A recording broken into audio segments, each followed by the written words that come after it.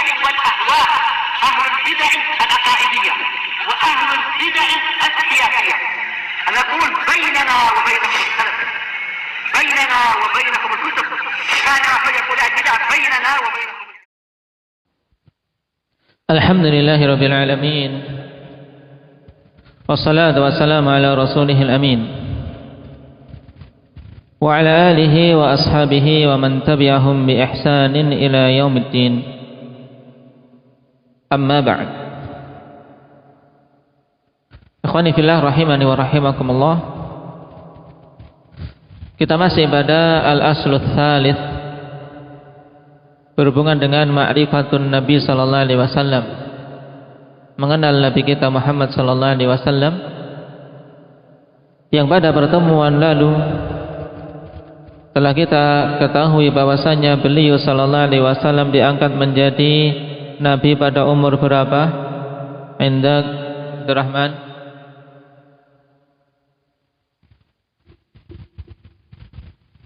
40 tahun.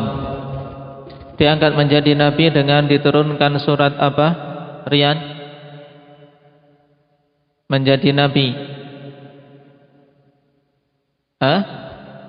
Iqra ayat 1 sampai 5. Kemudian diangkat menjadi rasul dengan diturunkan apa? Al-Muddathir. Taib. Kemudian beliau berdakwah, menyeru kepada tauhid selama 10 tahun, dan setelah 10 tahun itu Allah Subhanahu wa taala tetapkan untuk beliau melakukan Mi'raj. Ini yang dirajihkan oleh Syekh Muhammad bin Abdul Wahhab rahimahullahu taala. Nah, sekarang kita membahas tentang perkara tersebut, ikhwani fillah, yaitu tentang Isra Mi'raj Nabi sallallahu alaihi wasallam. Sebagaimana telah kita isyaratkan pada pertemuan yang lalu, bahwasanya Isra Mi'raj merupakan perkara yang hak, yang wajib kita imani bahwasanya itu betul-betul terjadi, dan merupakan kejadian besar yang dialami oleh Nabi kita Muhammad sallallahu alaihi wasallam. Bahkan malam itu adalah malam yang paling utama yang dialami oleh Nabi sallallahu alaihi wasallam di dunia. Kenapa? Karena Allah Subhanahu wa taala betul-betul muliakan Nabi kita Muhammad sallallahu alaihi wasallam dengan pemuliaan yang tidak diberikan kepada rasul-rasul yang lain. Naik sampai ke Sidratul Muntaha yang belum pernah para rasul yang lainnya mencapai tempat tersebut. Dan di sana ada pembahasan mana yang lebih utama, malam Isra Mi'raj atau Lailatul Qadar. Indak ya Abu Abdur Razzaq.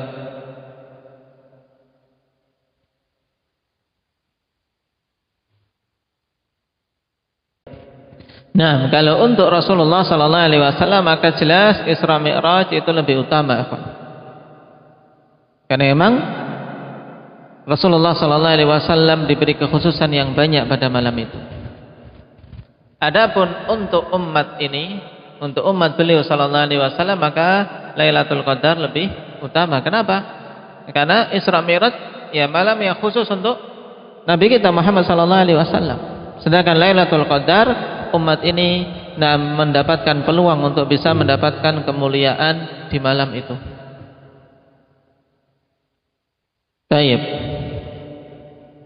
Dan mengenai terjadinya Isra Mi'raj ini, akhwani fillah, terjadi perselisihan yang banyak di kalangan para ulama ahli sejarah.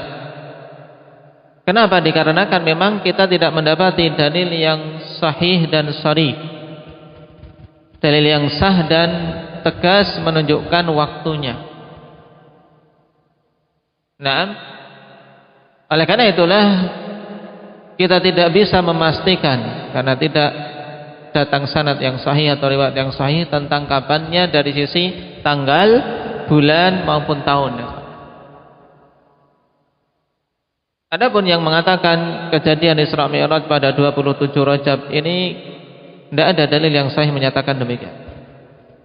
Nah, oleh karena itulah yang kita bisa memastikannya Isra Mi'raj itu terjadi setelah Nabi kita Muhammad sallallahu alaihi wasallam diangkat menjadi nabi dan sebelum beliau berhijrah.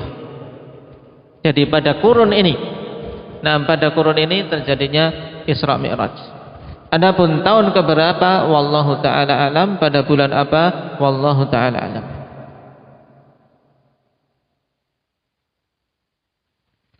Perkara berikutnya ikhwan berhubungan dengan Isra Mi'raj. Butuh kita mengetahui makna dari dua istilah tersebut. Karena itu adalah dua kata yang masing-masingnya memiliki makna tersendiri. Al-Isra diambil dari kata as-sura, yaitu as-sayr lailan. Ini makna asal dari Isra, yaitu dari as-sura, as-sayr lailan, yaitu berjalan di malam hari. Dan secara istilah yang dimaksud dengan Isra ini adalah sayrun Nabi sallallahu alaihi wasallam min Makkah ila Baitul Maqdis 'alal buraq. Yaitu perjalanan Nabi sallallahu alaihi wasallam dari Makkah ke Baitul Maqdis dengan mengendarai buraq.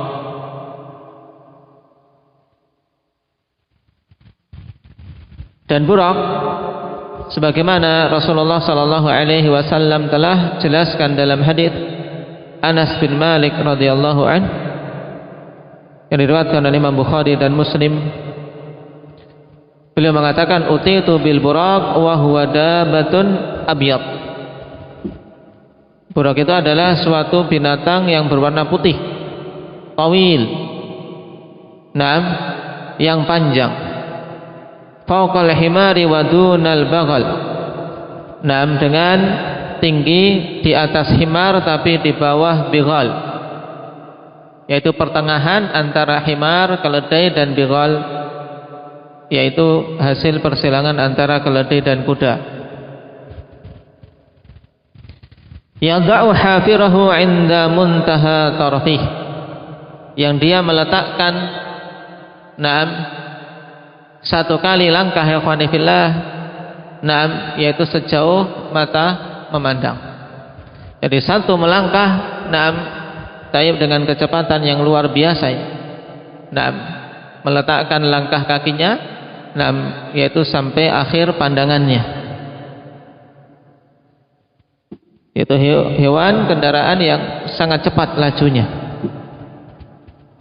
sehingga tidak heran kalau Nabi sallallahu alaihi wasallam di malam itu mengendarainya dari Mekah sampai ke Baitul Maqdis dalam tempo yang sangat singkat. Ini Isra. Adapun Al-Mi'raj, asal dari kata Mi'raj maknanya ikhwani fillah yaitu as-su'ud, yaitu naik.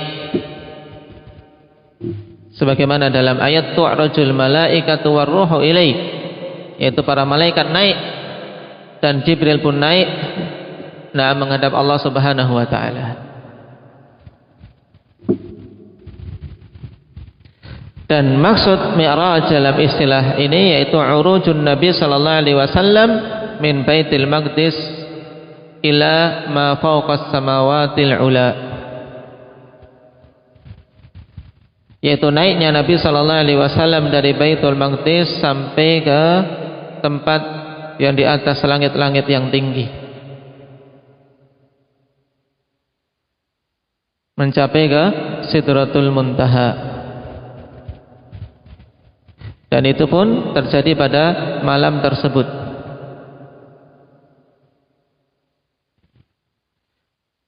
Dan dari pengertian Mi'raj ini kita ketahui bahwasannya Rasul sallallahu alaihi wasallam ikhwani fillah tidak mengendarai buraqnya lagi. Beliau tidak mengendarai buraq. Oleh karena itulah para ulama mengatakan bahwasannya Mi'raj menggunakan alatul uruj. karena asal dari mi'raj isim alah. Mi'raj alat naik, dan wallahu taala alam naiknya bagaimana. Allah Subhanahu wa taala Maha mampu untuk menaikkan hamba-hambanya dengan apa saja yang Dia kehendaki.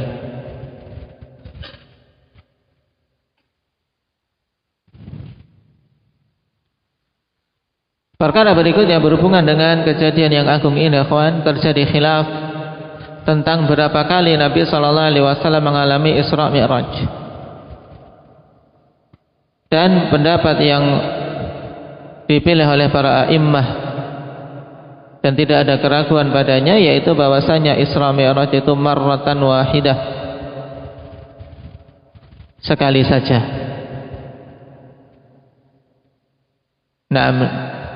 Dari Mekah setelah beliau diangkat menjadi Rasul dan sebelum beliau berhijrah, jadi pada kurun waktu tersebut, yang menunjukkan bahwasanya Isra Mi'raj itu sekali saja, yaitu kejadian diwajibkannya salat, karena kewajiban salat ikhwani fillah itu apa? Sekali, tidak berulang-ulang penetapan kewajibannya.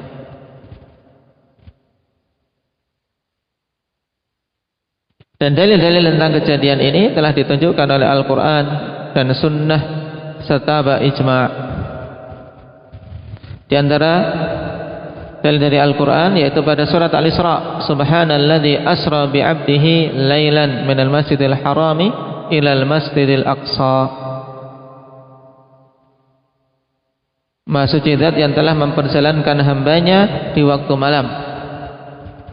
Ini jelas, ayat ini merupakan ayat pokok dalam pembahasan Isra Mi'raj, yang menunjukkan perkara yang juga diperselisihkan oleh para ulama tentang apakah Nabi melakukan Isra Mi'raj itu dengan jasad dan ruh ataukah dengan ruh saja.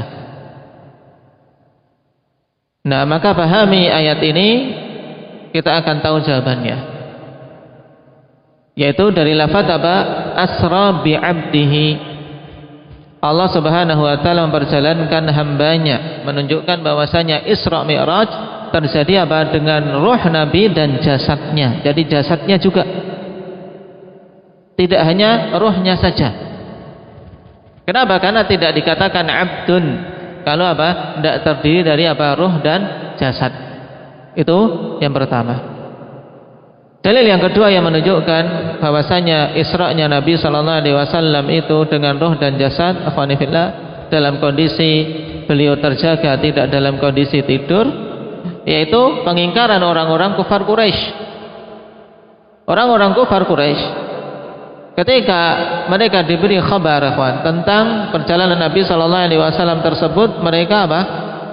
Mereka langsung menentangnya. Langsung menentangnya. Tidak mungkin menurut mereka.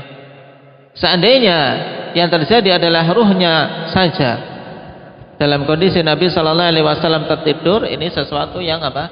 Yang tidak akan diingkari. Namanya orang mimpi, mau ke penjuru dunia pun tidak akan ada yang mengingkari, ya tidak. Aku barusan memimpi sampai ke bulan. Silahkan mimpi, terserah. Tidak akan diingkari. Paham? Tatkala orang-orang kufar Quraisy mengingkari, ini menunjukkan bahwasanya yang dikhabarkan oleh Nabi sallallahu alaihi wasallam dan beliau maksudkan adalah apa? Perjalanan beliau dengan jasad dan ruhnya. Baik.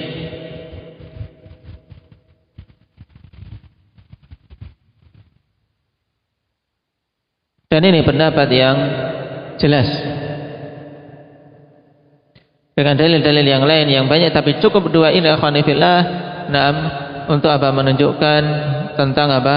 Tentang batilnya mereka-mereka yang berpendapat bahwasanya Isra Mi'raj itu adalah dalam kondisi Nabi tertidur.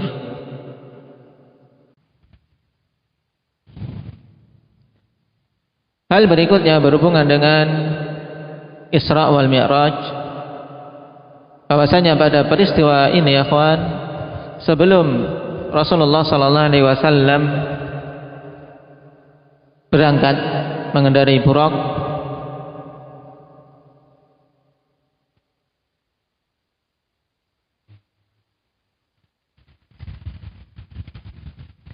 Jibril datang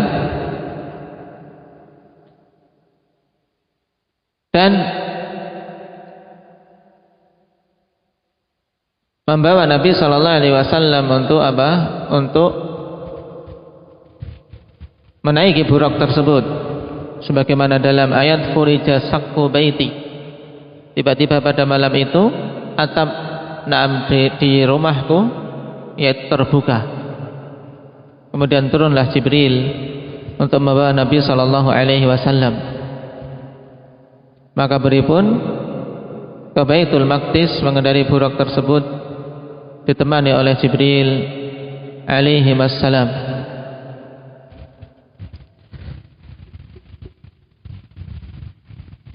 Dan sebelumnya Jibril membelah dada Nabi sallallahu alaihi wasallam, dan kejadian itu adalah kejadian yang kedua dibelahnya dada Nabi sallallahu alaihi wasallam. Yang pertama dulu ketika beliau berada di dalam masa susuan, pada saat beliau tinggal bersama Halimah Sa'diyah sebagai apa? Sebagai persiapan untuk apa? Untuk beliau menjadi nabi. Kemudian yang kedua yaitu sebelum beliau Isra. Jibril alaihi membelah dada Nabi sallallahu alaihi wasallam, kemudian mengeluarkan darinya alaqah, segumpal darah, kemudian mengeluarkan dari dalamnya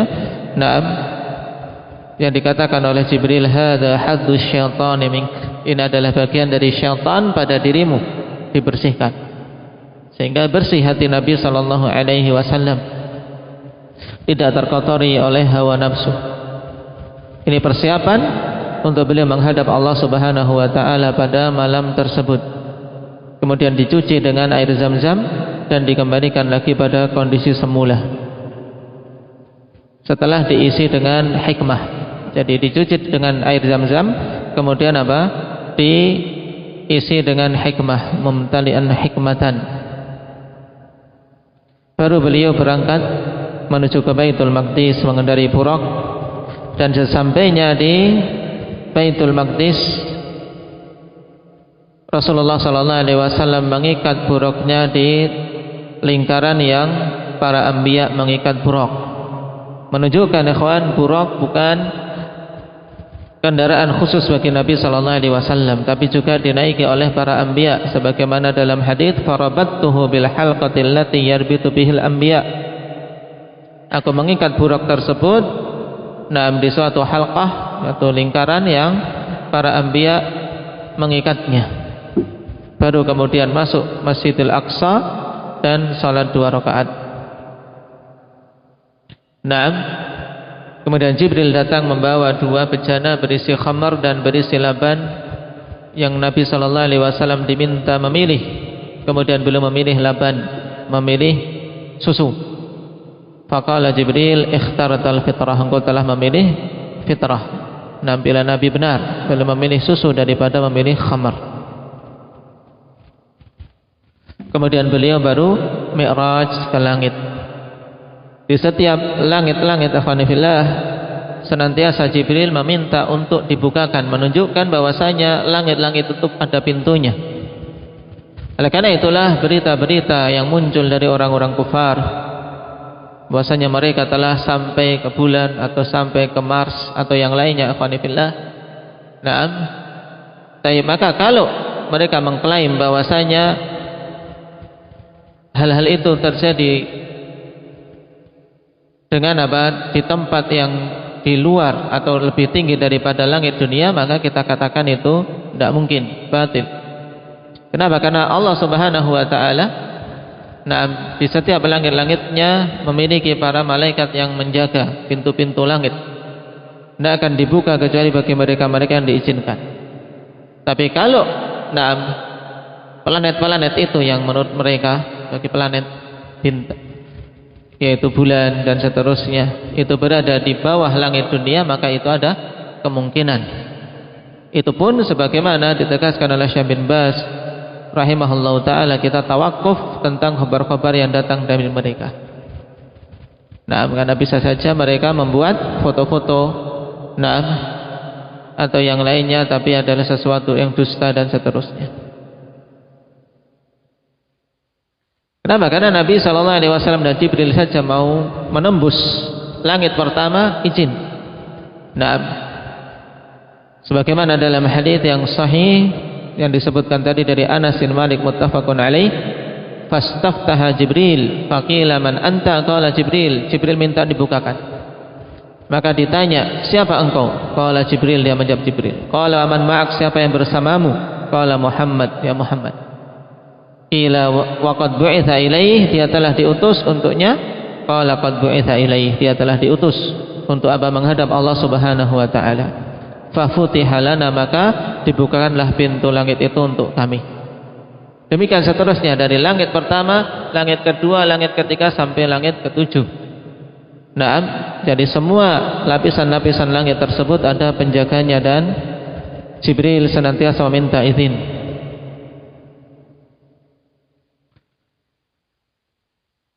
Menunjukkan ikhwanifillah kemuliaan yang besar. Ketika apa? Seseorang dibukakan baginya pintu-pintu langit. Dan di antara hal yang datang kabar dibukakannya pintu-pintu langit, yaitu bagi mereka-mereka yang duduk setelah sholat maghrib, kemudian mereka tetap berada di masjid untuk menunggu sholat isya. Sebagaimana dalam hadis Abdullah bin Amr bin Al-As radhiyallahu anhuma, Nabi SAW ketika itu setelah sholat maghrib pulang, kemudian tiba-tiba kembali ke masjid memberikan kabar dalam kondisi tergesa-gesa. Maka beliau katakan, abshiru hadza rabbukum qad fataha baban min abwabis sama. Memberi kabar gembira bahwasanya Rabb kalian telah membuka pintu dari pintu-pintu langit. Naam. Tayyib yubahi bikumul malaikah. Allah banggakan kalian di sisi para malaikatnya. Siapa mereka ini yang mendapatkan kemuliaan tersebut? Yaitu alladzina qadaw faridatan wahum yantadziruna ukhra, yaitu orang-orang yang telah menunaikan kewajiban-kewajibannya, menunaikan salat maghrib yang wajib, kemudian mereka menunggu kewajiban berikutnya yaitu salat isya. Jadi ini bukan perkara yang ringan, perkara yang besar. Nah, maka butuh ihtisab dari kita, duduknya kita di majelis ilmu badal maghrib sampai isya, yang merupakan kebiasaan ahli sunnah walhamdulillah di masjid-masjid ahli sunnah, yang kita berharap semoga Allah Subhanahu wa taala menjaganya dan memberikan taufik kepada kita untuk bisa memakmurkannya juga kepada saudara-saudara kita di tempat-tempat lain, untuk senantiasa bisa memakmurkan masjid-masjid sunnah, terutama di waktu-waktu ini, waktu bainal maghrib wal isya, karena terkumpul banyaknya keutamaan. Mulai dari duduknya saja menunggu dari maghrib sampai isya, keutamaan besar. Kemudian apalagi ilmu, majalisul ilmu, keutamaan yang juga tidak terkirakan. Ini saja ikhwan, kalau seorang mengingat maka sungguh itu perkara yang butuh untuk kita syukuri dengan kesyukuran yang besar. Nah, kesyukuran yang besar. Yang di sana banyak saudara-saudara kita tidak mampu untuk bisa duduk antara maghrib dan isya, bisa menuntut ilmu, bisa menghadiri majalisul ilm. Tayyib, nasallallahu azza wa jal at-taufiq was-sadad. Adapun pembahasan berikutnya berhubungan dengan Isra wal Mi'raj, sebagiannya telah kita lewati ya kawan dalam kitab-kitab akidah. Kitab-kitab akidah di mana pada Isra Mi'raj tersebut Allah Subhanahu wa taala wajibkan kepada kaum muslimin perkara yang besar, yaitu salat. Naam.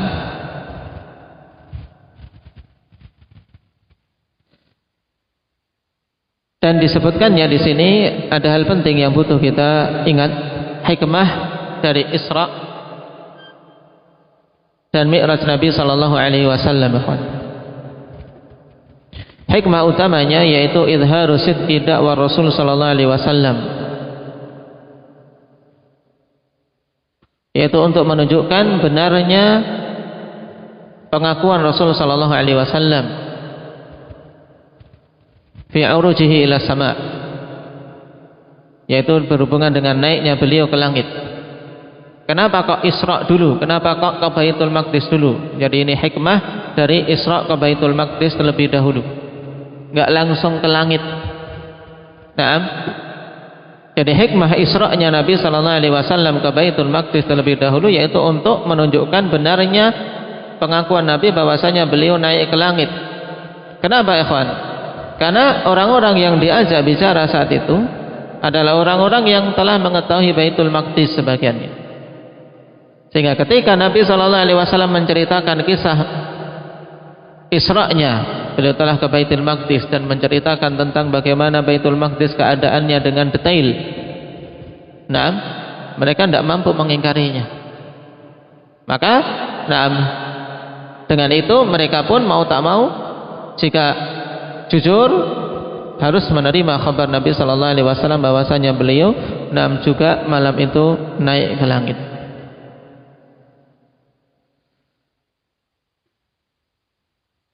Hal lain yang berhubungan dengan Isra Mi'raj, yaitu tentang hukum memperingati Isra Mi'raj, telah kita ketahui bersama bahwasanya hukum peringatan tersebut adalah bid'ah yang mungkarah.